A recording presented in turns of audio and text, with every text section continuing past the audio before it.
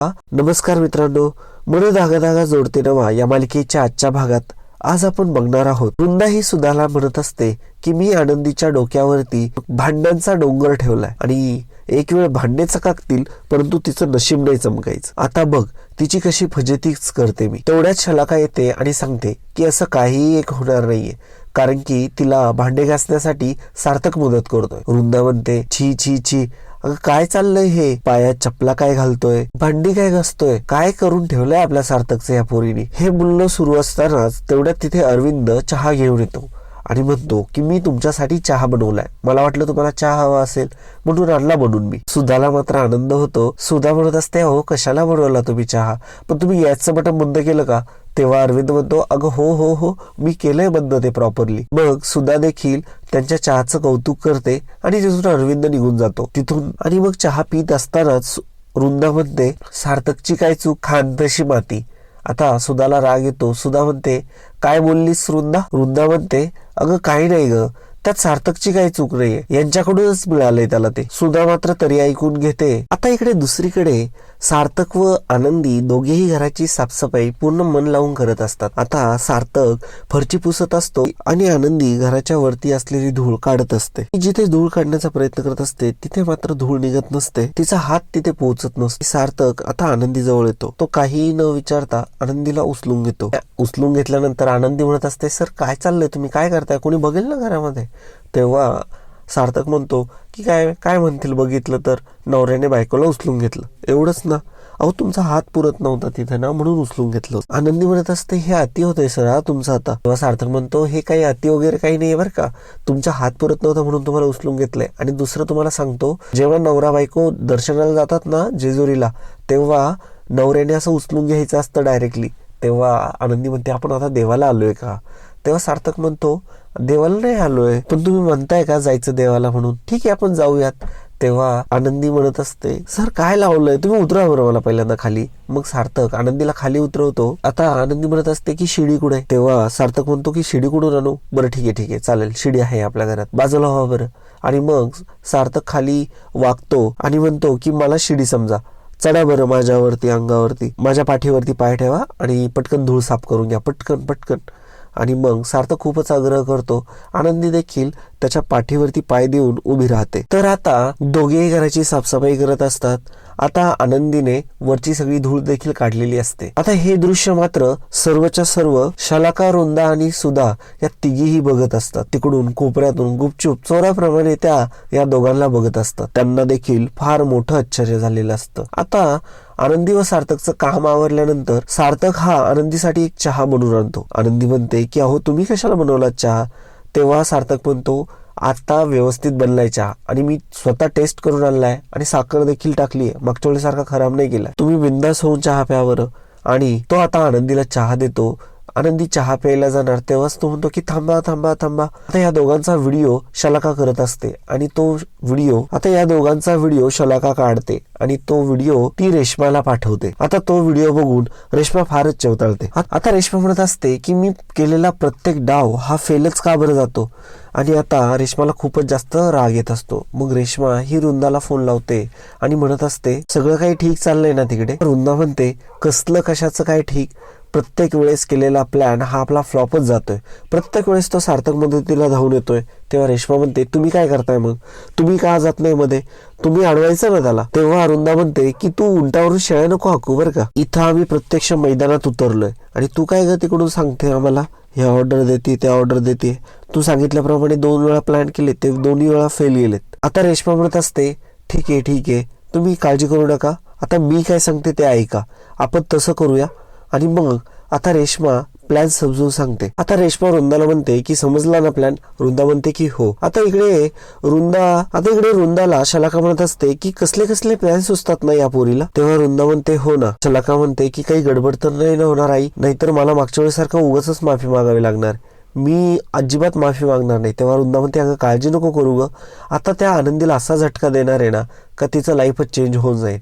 आता तिला चांगला 220चा झटका देणार आहे मी. तेव्हा केदार म्हणतो 220 काय खूप मोठा झटका असतो का, 440 दिला पाहिजे तिला. तेव्हा वृंदा म्हणते की हो हो नक्कीच, आता तिचं डायरेक्टली कामच तमाम करून टाकतो. तर इकडे दुसरीकडे सार्थक व आनंदी घरामध्ये लाइटिंग लावत असतात. आता तेव्हा सार्थक वरती चढलेला असतो. सार्थक आनंदीला सांगतो की तेवढा प्लग खोचून स्विच ऑन करा. आनंदी करते आणि सर्व घरात लाईटी होऊन जातात. आणि त्या लाईट्स बघून आनंदीला देखील आनंद होतो आणि सार्थकला देखील. सार्थक म्हणतो चला मला आता खाली उतरायला मदत करा. आणि मग आनंदी तिचे दोन्ही हात सार्थकच्या हातात देते आणि सार्थक खाली उडी मारतो आणि लगेच लाईट जाते. सार्थक म्हणतो की तुमचीच काहीतरी चूक आहे, तुम्ही काहीतरी गडबड केली त्याच्यामुळे लाईट गेली. तेव्हा आनंदी म्हणते की बघा बरं, मी प्लग व्यवस्थित खोचला आणि स्विच देखील ऑन केलं, मी काही गडबड केली नाही. मग आता सार्थक म्हणत असतो की ठीक आहे बघतो. आणि सार्थकनी बघितल्यानंतर सार्थक म्हणतो की मी बाहेरचा पण फ्यूज चेक करणार आहे, असं इतक्यात लगेच नाही व्हायचं आणि याच्यामध्ये तुमची पण चूक असू शकते. आणि तो चालत असतो, त्याला स्टूल लागतो. तो म्हणतो की हे मध्ये का बरं ठेवलं, हे बघा बरं तुमची चूक आहे, त्याच्यामुळे झालं हे सगळं काही. आणि तो मुद्दामच आनंदीवरती ढकलत असतो.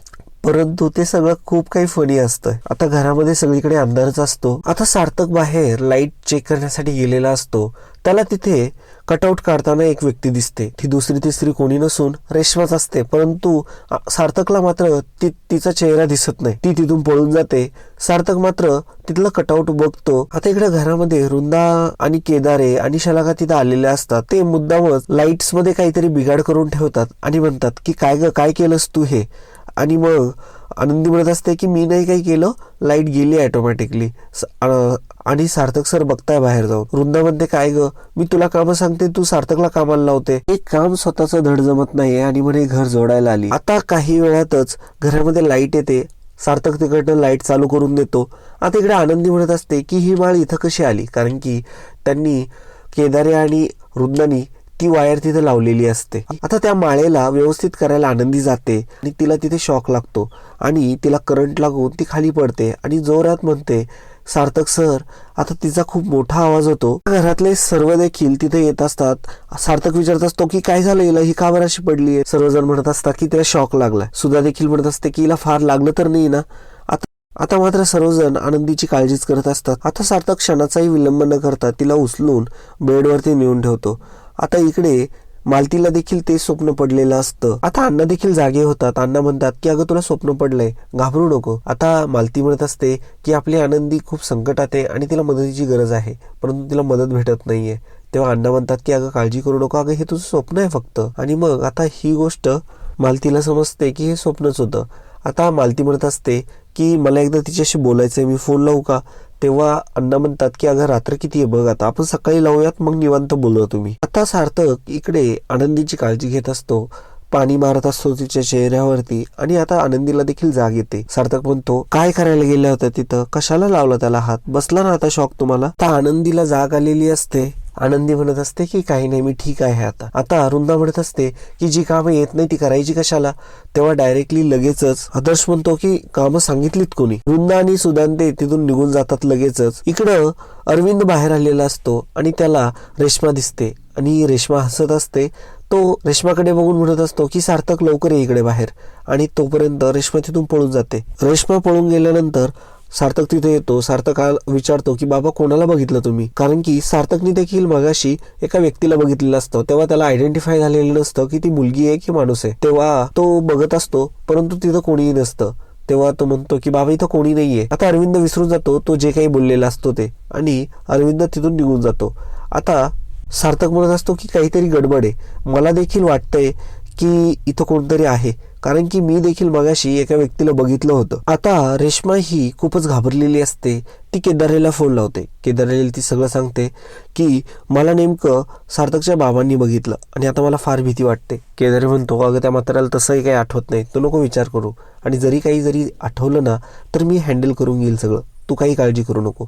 आता मात्र रेश्माला फारच भीती वाटलेली असते. तर मित्रांनो आजचा भाग इथेच संपतो. पुढील भागामध्ये आपल्याला बघायला मिळणार आहे सार्थक हा आनंदीला म्हणत असतो की मैत्रीमध्ये सर्व काही शेअर करतात का, तेवढी पण माझी पात्रता नाहीये का, तुम्ही मला तर काही शेअरच करत नाही. आनंदी म्हणते की खरं तर हे सर्व काही माझ्यामुळेच झालंय. सार्थक म्हणतो की तुमच्यामुळे काहीही नाही झालेलं, तुम्ही असा विचार करू नका, झोपा आता. सुधा आता इकडे आनंदीवरती ओरडत असते. ती म्हणत असते की सार्थकला घेऊन अशी कामं केली साफसफाईची, त्याला काही झालं असतं म्हणजे. सुधा म्हणते की एक शब्द देखील बोलू नको आनंदी, तू ह्या रूम मधून नाही निघालीस ना आज तरी चालेल, कारण की आज दिवाळी आहे आणि खरं म्हणजे उपकारच होतील आमच्यावर. तर मित्रांनो, तुम्हाला सर्वांना दिवाळीच्या खूप खूप शुभेच्छा. आणि हा व्हिडिओ तुम्हाला जर आवडला असेल तर व्हिडिओला लाईक, कमेंट, शेअर आणि चॅनलला सबस्क्राईब करायला मात्र विसरू नका. धन्यवाद.